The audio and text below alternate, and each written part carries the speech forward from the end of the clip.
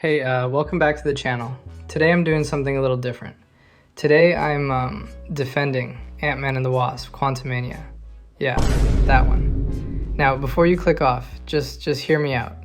Because I think this movie got one of the most unfair receptions of any MCU film, and I want to talk about why. First things first, can we talk about the Edgar Wright thing? Because every single conversation about Ant-Man eventually gets there. Oh, it would have been so much better if Edgar Wright stayed. And look, maybe it would have been great. I actually think it would have been awesome. But here's the thing. That movie doesn't exist. It never existed. You have never seen it.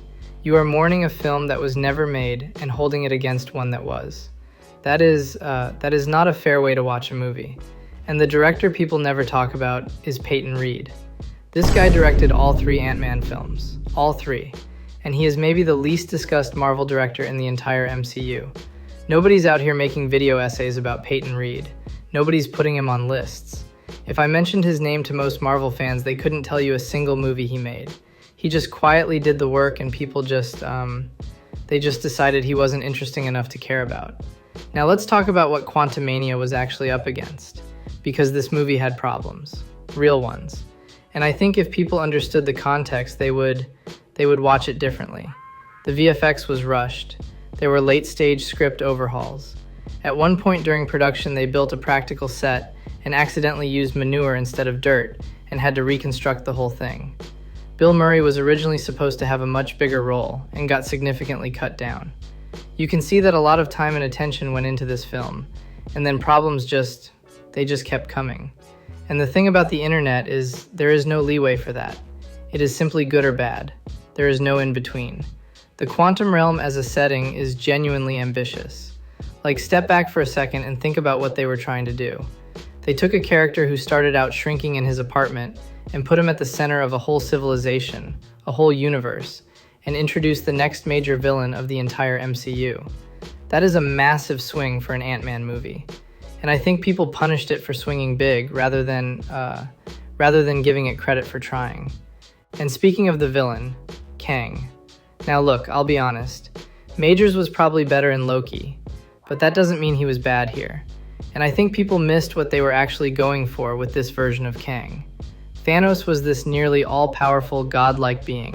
He was presented as unstoppable from the beginning. Kang in Quantumania is the opposite of that. His ship is wrecked. We don't see the world destroyer. We don't see the conqueror of timelines. We see him at his lowest point. And that was the vision. That was intentional. The idea was that even at his lowest, even stripped of everything, he is still dangerous enough to be a real threat. And maybe if they had been able to fully realize that vision, people would look at this movie differently. Think about Iron Man 3. When it came out, people hated it. The Mandarin twist was controversial, the tone was divisive, and people were not happy. And then years later, a simple retcon changed so many minds, and now people love it. Context changes everything. I think Quantumania deserves that same patience. Now, the argument I keep seeing is that if Ant-Man can beat Kang, then Kang is not a worthwhile villain. And I understand that argument. I do. Ant-Man should not be able to destroy Kang. But he didn't do that. Kang's whole thing is that he exists across all of time.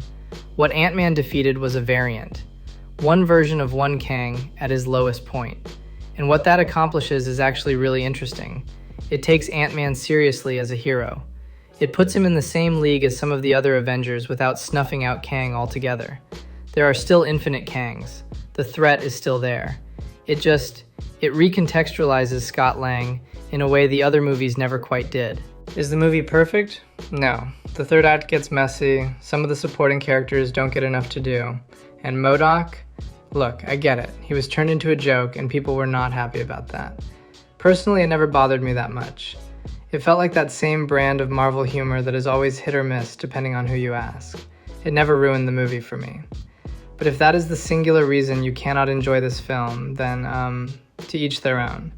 I just think that's a lot of weight to put on one character. Now, I do have to address the elephant in the room, the Jonathan Majors scandal. And I'm going to be careful here, because that is not what this video is about. I'm not touching that. What I will say is that no matter what, abuse is never excusable. Full stop. But what I do want to talk about is the effect on the MCU. Because Marvel had built an entire phase around this guy.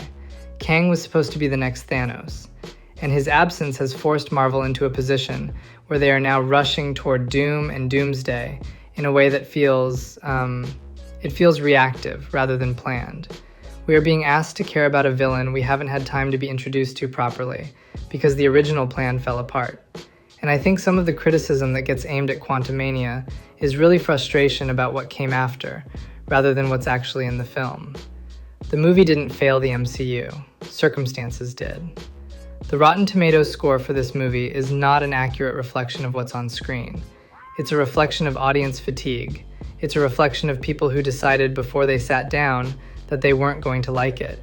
And it's a reflection of a fandom that had already made up its mind. Quantumania is a solid movie, not perfect, but solid, and it deserved better than what it got. Anyway, thanks for watching. If you liked this, make sure to subscribe, and I'll see you in the next one.